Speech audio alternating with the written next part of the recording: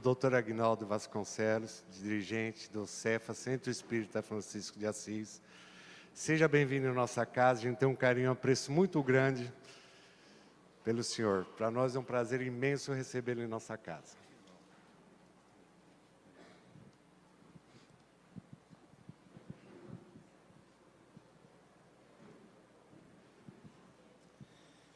Meus queridos irmãos, que a paz do Senhor nos envolva a todos nesta noite.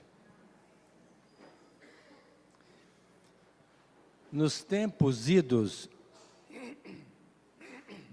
de 1947, exatamente no ano em que eu nasci, há 71 anos atrás, Chico Xavier escrevia a 14ª obra da série André Luiz, E a Vida Continua. E essa obra, ela nos traz uma história real, verdadeira, para a nossa análise, e que tem muito a ver com a nossa vida do dia a dia de hoje. Por acaso, numa cidade mineira, Poços de Caldas, na praça da cidade, Ernesto Fantini aborda uma jovem senhora por nome de Evelina. Fora informado por uma trabalhadora do hotel onde eles estavam, que ali estava esta jovem senhora, por nome de Evelina, para fazer um refazimento, se preparando para uma cirurgia do coração que iria acontecer na cidade de São Paulo. E por certo, ele, que também estava lá com a mesma proposta, achou muito interessante abordá-la, trocar algumas conversas, se fortalecendo, criando coragem, ânimo para enfrentar aquela cirurgia cardíaca. Por isso, a abordou naquele encontro que, entre aspas, foi por acaso. Diz um filósofo da antiguidade que o acaso tem o dedo de Deus. E nós sabemos, informação doutrinária, por conta dos benfeitores, que o acaso não existe. Certamente, tudo o que acontece conosco, segundo Jesus, não cai uma folha de uma árvore sem que Deus queira. Tudo que acontece conosco tem a assinatura do Criador. E ali, por acaso, entre aspas, estavam essas duas criaturas iniciando um diálogo que tinha um caminho tão longo na vida deles que eles nem imaginavam. Porque Ernesto Fantini aborda Evelina dizendo que tinha o prazer de conhecê-la, informado que for da sua estada ali naquele hotel, queria conversar com ela, e ela também o recebeu de uma maneira muito solícita, entendendo depois que eles tinham algo em comum e que os aproximava, principalmente no intento de recobrarem a saúde mediante uma cirurgia do coração. E ele se apresentou para ela, dizendo que voltaria no outro dia para São Paulo. Que pena que estava conhecendo-a naquele momento, uma vez que ela iria ficar um pouco mais de tempo, mas que certamente poderia encontrar outras vezes aí pelos caminhos da vida. E ela então disse: bom, que ótimo que você veio me fazer companhia, eu estou aqui me refazendo, embora eu esteja casada apenas há 2 anos, eu e meu marido não vivemos muito bem, porque eu me engravidei, e por conta do meu estado de saúde, fui aconselhada pela medicina a fazer um aborto terapêutico, uma vez que eu não tinha condições de levar adiante a minha gravidez. E isso fez com que o meu relacionamento com meu marido se esfriasse muito. E a partir de então ele começou a arrumar umas namoradinhas e dificultou muito o nosso relacionamento, apesar de nós estarmos casados apenas há 2 anos. E eu vim para cá, exatamente com essa proposta de arejar um pouco a minha cabeça, me tranquilizar um pouco mais, refletir sobre o que eu vou enfrentar. E que bom que você chegou, para nós estarmos aqui como amigos conversando um pouco mais. Pois então, coincidentemente, eu tenho o mesmo problema que você, vou ser operado, e eu também não me relaciono muito bem com a minha esposa, uma vez que eu sempre me ative muito ao meu trabalho, considero que a deixei um pouco de lado, e ela até começou a relacionar com uma pessoa, e eu, infelizmente, ninguém sabe disso, mas trago dentro de mim um remorso muito grande, que eu acabei por lhe tirar a vida, e isso pesa na minha consciência, mas infelizmente aconteceu e não tem como voltar atrás. Sim, por falar em consciência pesada, eu também tenho a minha consciência um pouco pesada, disse a jovem senhora, a Ernesto Fantini. Evelina disse que antes de se casar com Caio Serpa, o seu marido, ela estava namorando com um jovem, e já com a proposta de noivado, de se casar, mas pelo fato de ter se apaixonado pelo marido, disse para ele: olha, nós estamos encerrando aqui a nossa trajetória, visando a nossa conjugalidade, porque eu conheci um rapaz, desfilou para ele o acontecido, e ele ficou muito aborrecido, a ponto de se deprimir, e soube mais tarde que ele se matou, tirou sua própria vida. Isso também me pesa muito na consciência. Então já temos 2 situações em comum, somos doentes do coração, vamos operar, e já com a consciência um pouco ultrajada, tendo que amanhã ou depois buscar a nossa tranquilidade. Despediram-se, Ernesto foi para São Paulo e ela ficou ali em Poços de Caldas. Passado um tempo, eis que mais uma vez o acaso os traz de volta e eles se encontram dentro do hospital. Estavam operados, muito bem, e então foi aquele encontro casual e que trouxe muita alegria, satisfação para os dois, e ele disse: mas Evelina, você foi operada, você está ótima, como fez bem essa cirurgia para você? Sim, mas você também está muito bem, pelo visto você está curado, que ótimo reencontrá-lo numa situação dessa.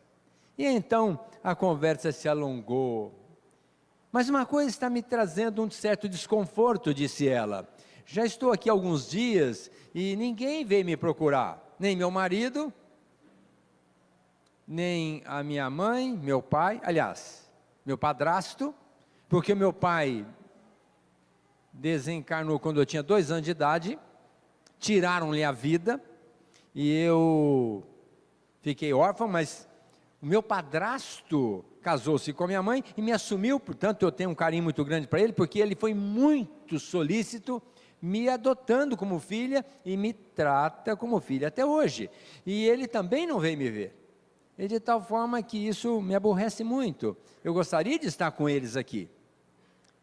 Sim, Evelina, mas a mesma coisa aconteceu comigo. A minha mulher, bom, embora a gente não viva muito bem, mas nem ela veio, e o que é pior, minha filha, a Vera Celina, com quem eu tenho uma afinidade muito grande, também não veio me ver. Isso me chateou também. Mas que bom, pelo menos você está aqui, eu estou aqui, vamos curtir esse momento, operados, refeitos, estamos ótimos, que alegria imensa. Nisso passou uma jovem menina de 14 anos, gritando, blasfemando: eu quero voltar para minha casa, eu quero ver meus pais, eu não aguento mais isso aqui. E nisso chegou uma senhora, dona Alzira, disse: minha filha, se acalme, Não, eu quero voltar para minha casa, não aguento mais ficar aqui. Calma, minha filha, se você ficar vociferando, eles vão colocá-la dentro do hospital, não permitindo que você venha para o pátio, como você está.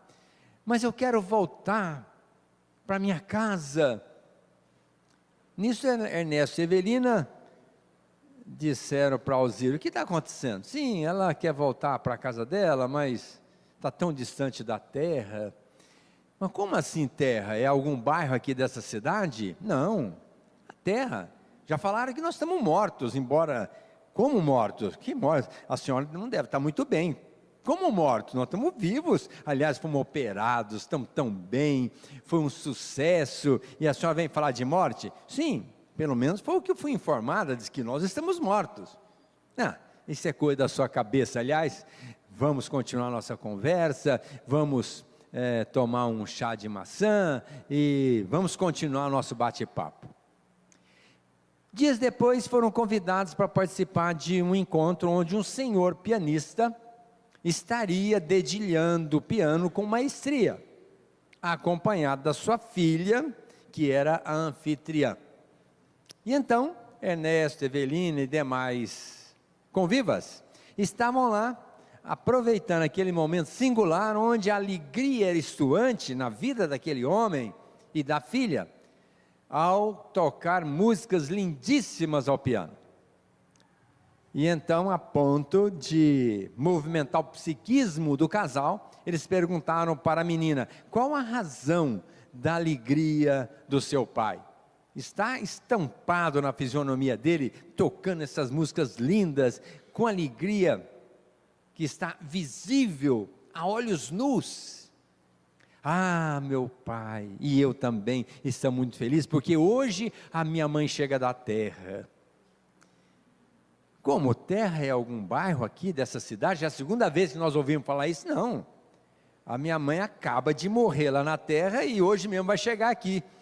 Aí Evelina desmaiou, caiu, quase morreu pela segunda vez.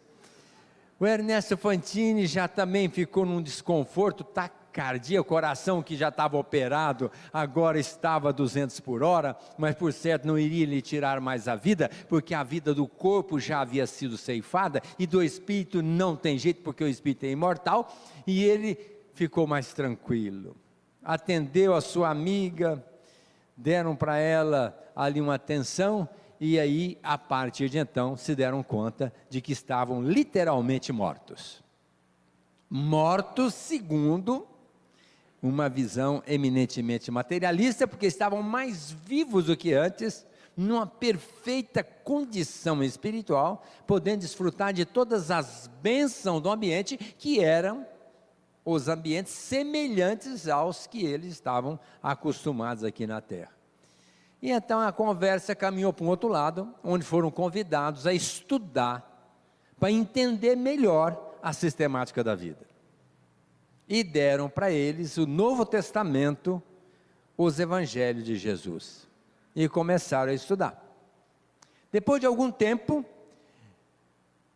foram informados que eles teriam uma tarefa muito grande junto aos parentes aqui na terra. Mas que isso ficaria para uma época aprazada, quando eles teriam condições de vir à terra. Porque às vezes a gente fica pensando, a gente desencarna, passa um tempinho lá, logo a gente vem aqui ver os parentes. Mas não é bem assim. Diz o Chico Xavier de que 4 partes que desencarnam, 3 já ficam por aqui mesmo.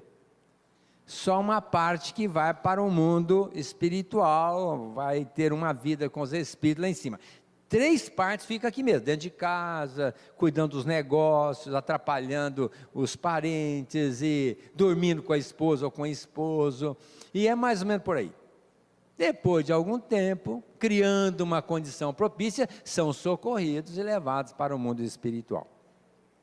E aqueles que vão, chegam lá e esperam que pode logo vir aqui ver os familiares, também não é bem assim. Diz André Luiz que certo dia estava com o instrutor e chegou um homem e disse assim: eu quero ir à terra, como vocês sabem, eu estou muito bem, quero ir à terra ajudar minha família que está precisando muito de mim. Então, eu quero o aval de vocês. Aí o instrutor disse assim, não, você não está em condições de ir à terra ajudar a sua família. Não, eu estou sim, estou muito bem, já estudei, já trabalhei aqui, eu tenho condições de ajudá-los. Algum tempo atrás, nós permitimos que uma pessoa voltasse na sua condição. E ele chegou lá, se envolveu tanto com a problemática da família, que foi semelhante a um visgo do alçapão prendendo a ave que se aportou naquele alçapão. E dificultou muito para nós trazê-lo de volta. Portanto, você vai ter que esperar um pouco para um dia você voltar à terra e ajudar a sua família. Por enquanto, tem amigos espirituais que estão lá ajudando a sua família. Você pode ficar tranquilo que nunca Deus deixou de ajudar as pessoas diante das suas respectivas necessidades. Então, fique tranquilo que o seu papel já está muito bem realizado por outras almas que têm condição de fazer o seu trabalho. Encarnadas e espíritos desencarnados. Uma certa senhora chegou para um instrutor amigo, segundo André Luiz, e pediu para mandar uma carta psicografada para uma filha que estava em dificuldade aqui na Terra. E o mentor disse, não é possível. Mas como não é possível? Eu sei que é possível. Vocês escrevem, eu também quero escrever uma carta para ela, e eu sei, já sei os caminhos, é só vocês me propiciarem, e eu vou escrever uma carta para ela. Não. Mas por quê? Sim, porque se ela receber uma carta sua, ela não está em condições de continuar a sua vida por si mesma. E recebendo a sua carta, ela não vai fazer mais nada sem que receba uma carta sua orientando a sua trajetória no seio da terra. Portanto, não é o momento aprazado de mandar a carta para ela. Então, quantas pessoas que vão a um trabalho de psicografia e querem receber a carta? Às vezes, não é possível. Porque a criatura não está em condições de receber e administrar aquela situação a partir de então. Como certa vez o Chico, no reverso, recebeu uma mensagem de uma criança. E uma pessoa que tinha afinidade com Chico, trabalhador da doutrina, perguntou, Chico, mas não é muito cedo para essa criança mandar a carta? Não, meu filho, disse ele, a bem da verdade, quem mandou a carta foi o avô, porque a família aqui está perturbando o atendimento dele no plano espiritual, e para facilitar o trabalho dos instrutores amigos junto à criança, o avô veio trazer a carta para tranquilizar a família, para que a família não seja motivo de entrave ao tratamento que está sendo feito para a criança no plano espiritual. Então a gente vê que às vezes nós temos uma visão muito estreita do que é esse trabalho de lá para cá e de cá para lá, nessa interligação do mundo material com o mundo espiritual. Mas Evelina e o Ernesto Fantini tiveram a permissão para vir aqui visitar a família. E vieram num ônibus espacial. Eu não sei se é ônibus ou se é um avião. Eu sei que vieram num instrumento que traz a turminha lá de cima. Se é que é de cima, né? Mas deve ser. De um lugar maravilhoso para a Terra enfrentar aqui essas dificuldades que nós enfrentamos. E lá vieram os dois. Desceram no Morumbi, na cidade de São Paulo. O Deco, o Adelino da Silveira, que dirige uma casa espírita de Mirassol, um dia foi a São Paulo junto com o Chico Xavier. E o Chico mostrou para ele, Deco, olha a casa da Evelina aqui, essa mansão é onde ela morava, quando ela estava encarnada. O Chico sabia até qual era a casa da Evelina, no Morumbi, em São Paulo, a ponto de mostrar para o Adelino. Mas então, chegam à porta da casa da Evelina, Ernesto foi um pouco discreto, disse, entre você, eu vou esperá-la aqui fora. E ela entrou. Chegou lá, viu que o marido, ela esperava que estivesse lá entristecido, aborrecido, coisa e tal, encontra o marido com uma moça, nem estava casado, uma moça que estava morando com ele. E ali, de amores e coisa e tal, ela ficou muito chateada e aborrecida. E na conversa entre eles, ela percebeu que a moça era filha do Ernesto Fantini, que estava com ela. E saiu lá meio desajeitada, já foi à porta, o Ernesto perguntou, e aí, Evelina, tudo bem? Ele falou, não, muito mal. Mas como muito mal? Você não queria tanto voltar a ver sua casa, seu marido? Sim, mas não foi lá essas coisas, porque meu marido, antes de eu morrer, desencarnar, ele já estava envolvido com uma moça. Mas que absurdo! Pois então, e essa moça é sua filha. Então, como? A Vera Celina? Sim, é a moça com quem ele me traía quando eu estava doente e não podia satisfazer os seus objetivos. Aí ela disse, bom, vamos para sua casa, que pelo menos aqui não foi muito confortável, vamos para sua casa, quem sabe lá um ambiente está um pouco mais propício. E foram. Chegaram lá, a Elisa, a sua esposa do Ernesto Fantini, estava tresloucada, uma mente conturbada, envolvida por um espírito que estava ao seu lado, que não era outro senão o Desidério, o pai da Evelina, que o Ernesto Fantini havia tirado a vida. Estava em espírito, junto com a esposa dele, com quem tinha afinidade, a razão de lhe tirar a vida, e estava obsediando. No plano espiritual, foram informados de que quem tirou a vida dele não foi o Ernesto. O Ernesto tinha um companheiro de caça, e armaram um esquema chamado Amâncio.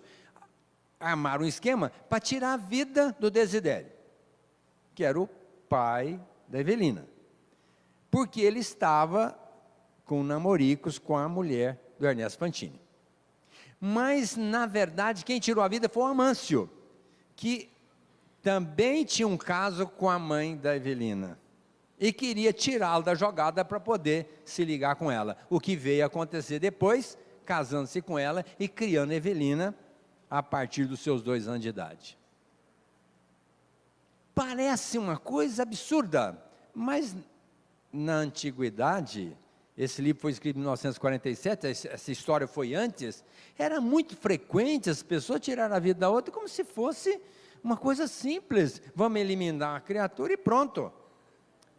Hoje já pesa um pouco mais, embora haja ainda situações vexaminosas, indescritíveis, que a gente abomina por só de escutar a história. Mas, então chegou lá, Elisa estava conturbada mentalmente. Desidério do lado, tentando conviver com aquela mulher.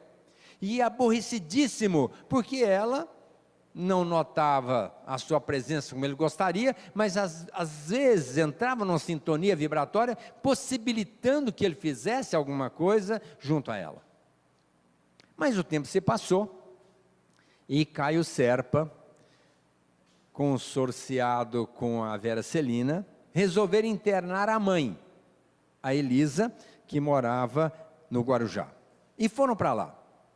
Internaram a mãe no hospital psiquiátrico, e como o Ernesto Fantini era um homem de trabalho, deixou uma fortuna muito grande, ele se assenhorou daquela fortuna, com a conivência da filha, e deixou a mulher sem nada, internada no hospital psiquiátrico. Isso fez com que Elisa morresse de raiva daquele genro, entre aspas, apenas namorava com sua filha, porque ele, além de estar envolvendo a sua filha, ainda tirou a sua fortuna. Isso fez com que ela ficasse muito amargurada.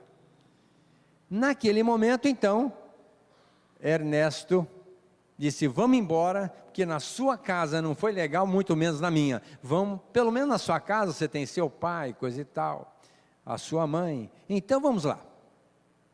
Quando ele chega lá, quem que ele encontra? O Amâncio, o amigo de caçada que tirou a vida do Desidério, casada com a mãe dela. E aí foi quando ele disse para Evelina: olha, quem tirou a vida do seu pai foi o seu padrasto. Para ela foi outro choque muito grande, a ponto de dizer: vamos embora para o plano espiritual, aqui eu não quero ficar mais.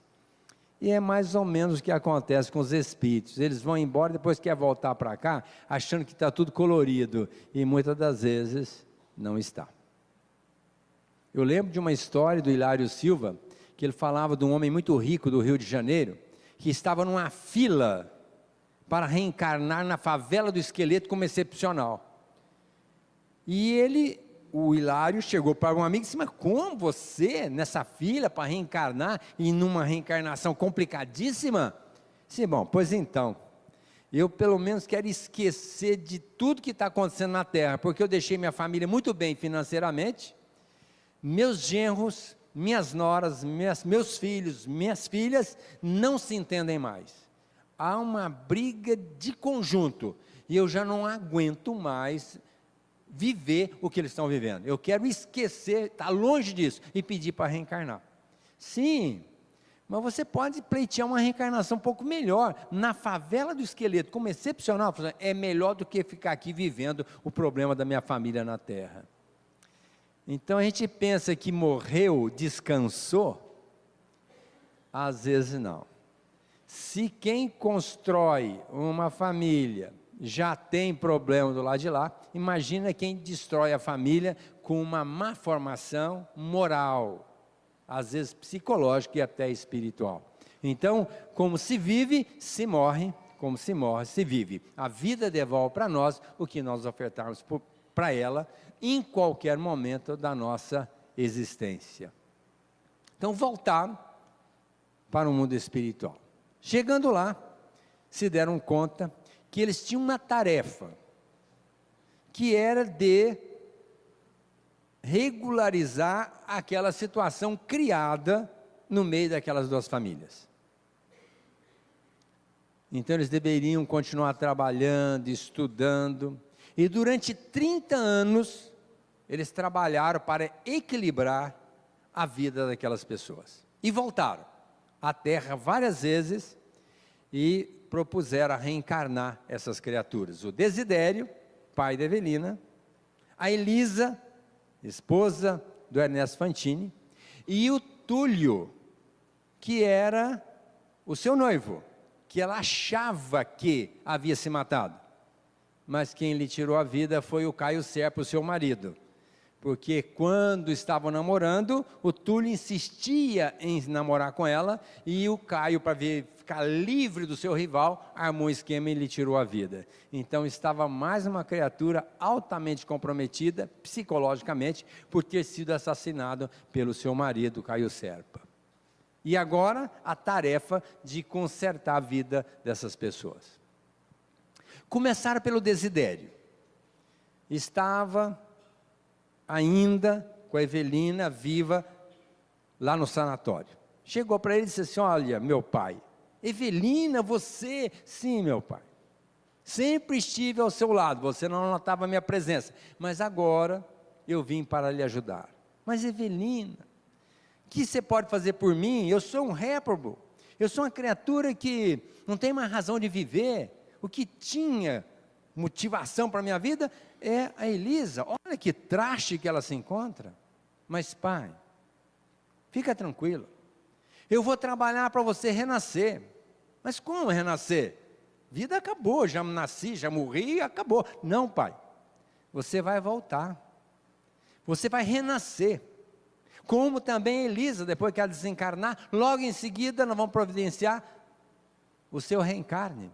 E vocês vão poder se casar de vez no plano terrestre e viver o verdadeiro amor que vocês não puderam viver. Mas filha, isso é possível? Sim, desde que você aceite o nosso programa. Eu já até conversei com o casal que vai ser os pais de você. Mas que casal é esse? Bom, a bem da verdade, você vai nascer e vai ser filho do meu pai, ou seja, do meu padrasto, que lhe tirou a vida. Você, mas como? Daquele crápula? Jamais. Você me pedir isso, minha filha? Eu nascer filho daquele homem que me tirou a vida, mas nem morto eu aceito isso. Pai, mas Jesus não disse: reconciliar com o vosso adversário, enquanto estáis a caminho com ele? De outra forma sereis entregue ao juiz oficial de justiça e pagareis até o último ceitil? Pai, aceite, para que eu propicie você amanhã na terra, depois que você crescer, encontrar Elisa, se casar com ela, é uma coisa muito boa. E ainda, a bênção do esquecimento, porque quando você nascer, você não vai mais saber que ele foi seu pai, que ele é seu pai e que foi o assassino de antes. Pelo contrário, você vai nascer numa favela de São Paulo, filho de um casal muito doente, eles vão desencarnar, e eu vou armar um esquema para ele, para o meu pai e minha mãe, este casal, assumir você como filho adotivo, porque eles já são de idade e não têm condição de terem filhos naturais. Então, já conversei com meu pai, meu padrasto, o Amâncio, disse da importância de recebê-lo. Ele disse que aceitaria se viesse na condição de um filho, e é o que vai acontecer, você vai voltar como homem de novo, filho dele, e a minha mãe, a Brígida, já aceitou também essa tarefa. Então fique tranquilo que já está tudo arrumado. Dias depois, ou tempo depois, todo esse trabalho foi feito em 30 anos, não é do dia para a noite. Lá Desidério reencarna, é adotado depois por Amâncio e Brígida, e dá continuidade à sua vida aqui na Terra. Elisa, já desencarnada, foi abordada por Ernest Fantini e a Evelina. E conversaram para ela também reencarnar, para encontrar Desidério lá na frente, numa outra vida. E ela aceitou. Mas quando soube quem seriam os pais, mais uma vez refutou: jamais, vou nascer filha do Caio Serpa, aquele genro meu, que me tirou todo o dinheiro, me deixou internada no hospital psiquiátrico, e agora vou nascer filha dele? Sim, dona Elisa. Você não vai se lembrar, e logo em seguida, o Caio vai falecer, porque a vida dele está muito curta, e ele vai devolver para você toda a fortuna, volta para a sua própria mão. E você não vai se lembrar que ele, o pai, foi aquela criatura que lhe surrupiou os bens. Então está tudo certo, fica fácil, aceite, e você vai encontrar o meu pai, o Desidério, como marido seu na próxima existência, vai viver uma verdadeira história de amor. Então, aceite. E ela aceitou. Aí faltava o Túlio, que estava totalmente desencontrado. Tentaram equilibrá-lo, mas foi muito difícil, dado ao fato de ele estar muito voltado para a sexualidade, uma vida corrompida, e foi muito difícil. Mas, mesmo assim, incentivando-o, ele aceitou a reencarnação. E onde ele iria reencarnar? Irmão de Elisa, filho do Caio Serpa, o seu assassino. Aí foi muito difícil, porque ele não tinha muita estrutura para aceitar voltar filho daquele que lhe tiraram a vida por competir com a pessoa que eles amavam, que era a Evelina. Mas depois de muita conversa, o amor que Evelina tinha por ele e ele por Evelina, ele aceitou a ideia e renasce como filho de Caio Serpa e a Vera Celina, filha do Ernest Fantini. A vida continuou, como a vida continua sempre. E o final do Ernest e Evelina? Quem quer saber? Leiam o livro E a Vida Continua. Aí vocês vão saber o final da história. Não vou ser tão maldoso assim. Eu vou contar para vocês. Depois de toda essa tarefa, tiveram que zelar por aquelas crianças. Porque o espírito, quando reencarna, não é colocar aqui, virar as costas e agora seja o que Deus quiser. Não. Depois que reencarnaram o Desidério, a Elisa e o Túlio Mancini, tiveram que cuidar deles até chegar aos 7 anos de idade, com muito esmero, com muito cuidado para não desencarnarem, porque qualquer criança, se não tiver um trabalho da espiritualidade para proteger essa criança, essas crianças não chegam aos 7 anos de idade, desencarnam antes da hora. Por quê? Porque criança não tem ideia da gravidade das coisas, sobe em cima da árvore, corre para atravessar a rua na frente de carro. A espiritualidade tem que ter atenção redobrada para essas crianças não desencarnarem. Nós todos que estamos aqui, o nosso anjo da guarda teve trabalho muito grande para fazer com que nós estivéssemos aqui reencarnados. Senão, teríamos desencarnado na primeira ou segunda infância. E é o que eles fizeram. Cuidaram de todo mundo, está tudo acertado. Aí então, resolveram os dois a se casarem. No plano espiritual, porque casamento não é só aqui não. Nós temos história de André Luiz, de criaturas que gostariam de encontrar o noivo, estavam lá na Mansão Paz, uma moça que queria mudar-se para a cidade Nosso Lar, para encontrar um noivo que já estava lá para se casarem, no plano espiritual. Vocês não foram convidados para essa festa? Foi uma festa de arromba no plano espiritual. Casamento da Evelina com Ernesto Fantini. Para isso, ela, em perispírito, que era bem mais jovem, se envelheceu um pouquinho. E ele, que tinha 40 e poucos anos, se remoçou um pouco, perispiriticamente, para ficarem um casal mais ou menos da mesma idade. E se casaram no plano espiritual. Depois de longo tempo, que o tempo da nossa estada no plano espiritual é mais ou menos o tempo que nós vivemos aqui, depois de algum tempo lá, reencarnarem os dois para efetivarem um casamento aqui na Terra, dentro desse programa transcendente. E deve ter sido outra festa de arromba. Eu acho até que esse casal está por aqui, o Ernesto e a Evelina, pelo tempo. Esteja aqui e nós não estamos sabendo de quem se trata. Mas vejam que essa história tem muito a ver conosco. Às vezes a gente tem aquele filho difícil, né? Que a gente pensa, meu Deus, mas Deus, acho que eu joguei pedra na cruz para ter um filho desse. Olha, não jogou pedra na cruz, às vezes você tirou a vida dele mesmo, numa existência anterior. Imagina o relacionamento do Desidério com Amâncio. Acha que foi um relacionamento fácil? Não, lógico que não. Só porque um era pai e o outro era filho? Não, lhe tirou a vida. E isso fica impregnado no inconsciente, dificulta o relacionamento. Acha que o relacionamento do Túlio Mancini com Caio Serpa foi fácil? Certamente que não.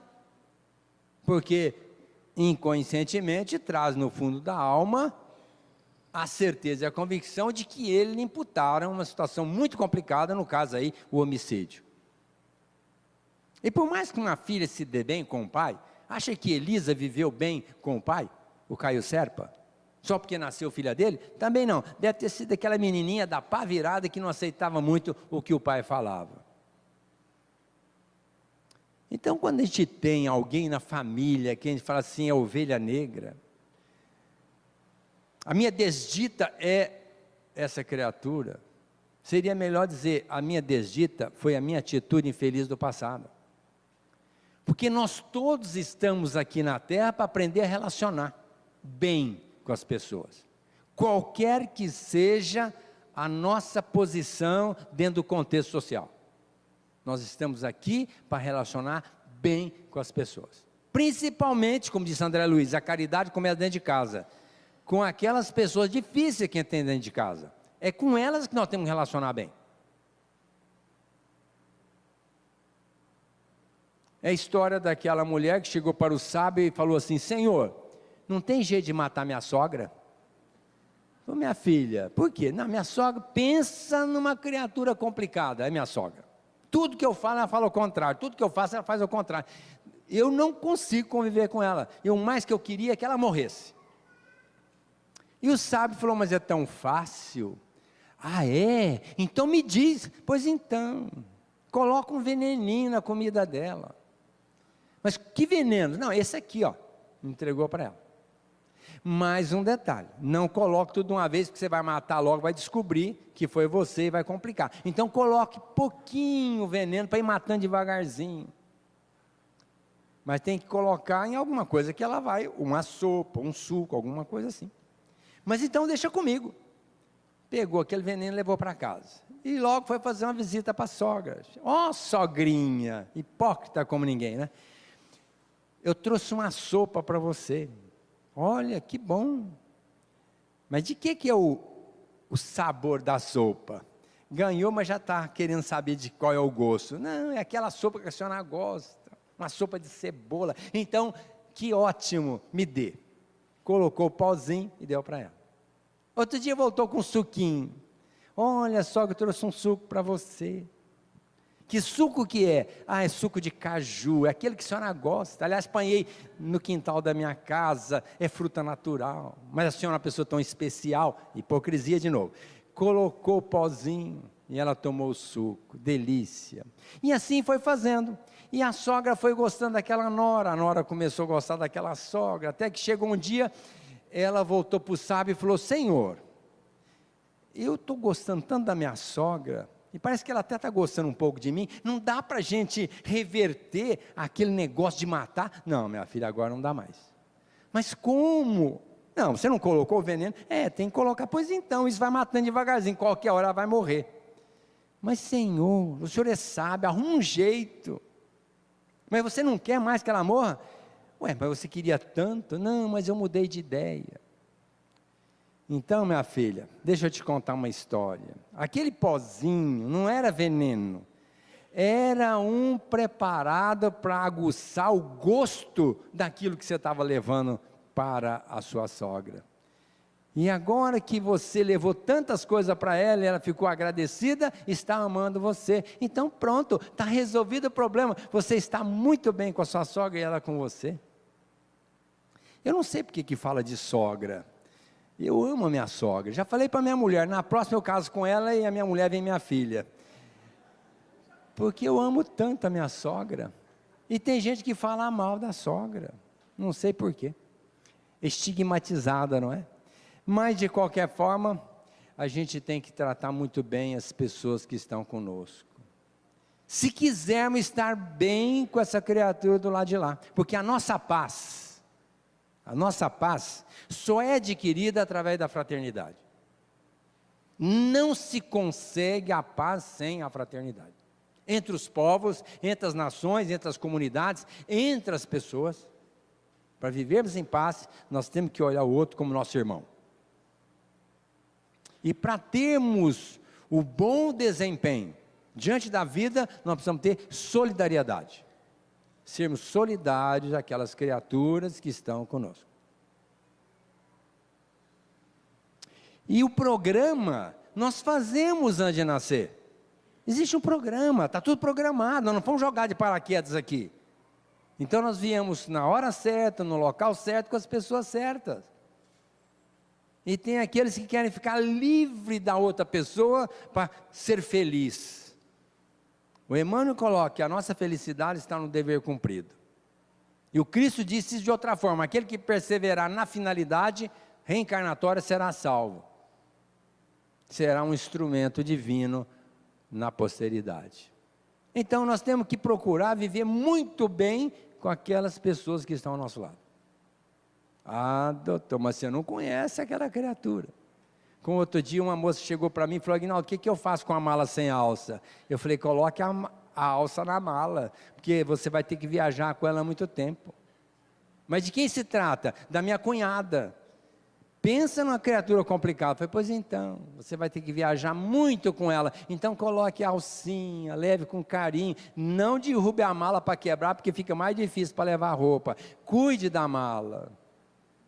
Então aquela pessoa difícil que nós temos dentro de casa, nós temos que tratar com mais carinho ainda, porque geralmente é aquela pessoa que nós infelicitamos no passado. Aquela amante que nós abandonamos, deixamos de lado. Aquele pai que nós deixamos lá no asilo, nunca mais voltamos para ver. Aquele indivíduo que nós, às vezes, malbaratamos a sua vida. E volta dentro de casa. E ali, como disse o Simonetti, já recém-desencarnado, ali que é o cadinho da reparação, é dentro de casa que nós vamos nos ajustar com essas pessoas. Então estamos no lugar certo, com as pessoas certas, para um determinado programa, adredemente elaborado no plano espiritual. Então louvemos as dificuldades e os sofrimentos. Quando a gente diz, estou sofrendo tanto, que bom que você está sofrendo, está reparando o erro. Judas não reparou o erro dele com Jesus 1000 anos depois, como Joana d'Arc?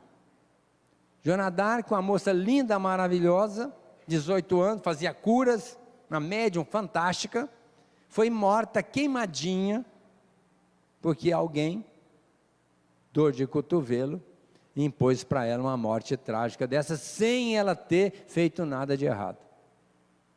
E aí ficamos pensando, Deus não existe. Porque se Deus existisse, não permitiria que alguém fizesse uma maldade dessa com essa moça. Mal sabendo que ela estava resgatando um débito de 1000 anos atrás, quando ela, na condição de Judas, impôs a mesma condição para Jesus. Tem um livro que eu adoro, esse livro. Poucos espíritas estudam esse livro, mas é meu livro de cabeceira, O Céu e o Inferno. A justiça divina sob a ótica do Espiritismo. E ali o Kardec evocou muitas criaturas que ele conhecia em vida e queria saber o que aconteceu com essas criaturas no plano espiritual e a razão delas terem passado por aquilo. E evocou um senhor que tinha sido morto num caldeirão de verniz fervente. Em 8 horas o seu corpo derreteu e ele perdeu a vida. E era um espírita, adepto da doutrina. Kardec codificou o espiritismo em 1857, desencarnou em 1869, portanto, em 12 anos, ele codificou a doutrina, e nesses 12 anos muitas pessoas aderiram à proposta. E esse homem era um homem bom, espírita, conhecido e amigo de Kardec, e o Kardec resolveu evocá-lo com a ajuda do São Luís. E ao vir, o Kardec perguntou para ele, e aí, como é que foi o seu desencarne? Sim, nas 8 horas em que meu corpo se dilacerou pelo verniz fervente, foi um sofrimento atroz. Mas depois um alívio total. E eu só vim a sofrer um pouco depois, porque a minha família, inconformada com a minha morte, imputava uma vibração na qual eu me senti imerso, e isso me trouxe um desconforto. Mas não fora o desacerto na minha família, nem em nível psicológico, eu estaria muito bem logo depois da morte. Mas por que razão essa morte tão trágica? Ele disse, olha, numa existência anterior, eu era juiz na Itália. Isso aconteceu, evocação, Kardec fazendo ele, na França. Eu era um juiz na Itália. E eu condenei uma jovem de 14 anos à morte. Porque, naquela época, a Inquisição era assim, bastava denunciar alguém, o juiz decretava a morte e a morte iria acontecer. E como não tinha ninguém para executar a morte, eu mesmo, além de decretar a morte, executei o plano com as minhas próprias mãos. Só que no plano espiritual, para mim foi um fogo a dilacerar a minha consciência. E eu senti a necessidade de reparar o erro e pedi que me permitissem uma nova reencarnação para eu estar em paz com a minha consciência. Porque até que essa moça me perdoasse, foi um sofrimento atroz. E depois ficou a minha consciência a me cobrar. E eu só repararia de uma morte brutal como essa. Então, quando a gente sofre um pouquinho, meu Deus, que sofrimento, que absurdo, está tudo certo, não tem nada errado. O que nós temos que fazer, segundo o Erasmo no livro Evangelho segundo o Espiritismo, ele disse assim, quando nós estivermos sofrendo, simbolicamente, vamos colocar o joelho no chão e dizer a Deus, Senhor, estou sofrendo, porque pequei, me perdoe. Mas a gente nunca se lembra de que nós somos os arquitetos do nosso próprio destino, como asseverou Jesus: a semeadura é livre, a colheita é certa, a cada um de acordo com as obras. Então, se nós quisermos ficar quites com a consciência, prepararmos um mundo melhor no plano espiritual, que a vida continua, e numa outra existência, vamos começar por fazer o bem aqui, agora, nesse exato instante. E se estivermos sofrendo, vamos entender que Jesus colocou no Evangelho, e se tratando do sofrimento, se assemelha a um homem que disse ao seu devedor: se você acertar comigo hoje, a sua dívida fica acertada pela 100ª parte. Ou seja, se nós resgatarmos os nossos débitos com resignação e devotamento, nós vamos acertar dívidas de 100% por 1%. Então nós estamos sofrendo 1%, enquanto que a misericórdia de Deus é de 99%. Então, antes de reclamar, vamos agradecer aquilo que nós estamos vivendo. E quem falou isso com muita propriedade foi a nossa Maria Dolores, quando ela disse assim: escuta, alma querida, quando a provação te alcança e te amarfanha a vida, não percas a esperança, nem te des por vencida. Deus modifica o sofrimento aceito em trabalho, grandeza e proveito. Em tudo aquilo que admiras, do chão que gera erva ao céu que infunde a paz, a qualquer momento em tudo encontrarás semelhante lição na estrada que respiras. No solo arroteado a golpe de tratores, o chão se converte num tocado de flores. Da rocha perfurada, a fonte se descerra, trazendo a riqueza e inebriando toda a terra. A semente, deitada na cova estranha e escura, renasce do abandono em beleza e verdura. A árvore que na poda é humilhada e desfeita, traz abastança na hora da colheita. O minério, exposto a um calor gigante, em profundo embaraço, está sempre presente na mais bela estrutura de aço. A madeira que o serrote alinha, morde e apara, está na construção, como uma peça nobre e cara. A pérola de grande valor e brilho evanescente é a riqueza que surge de uma ostra doente. O pão, esse divino legado, vem à nossa mesa através do trigo amassado.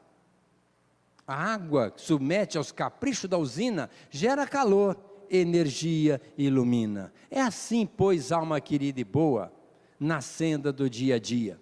Na lei da evolução para crentes e ateus, a dor que nos fere e avalia é um tesouro dos céus e um presente de Deus. Muita paz.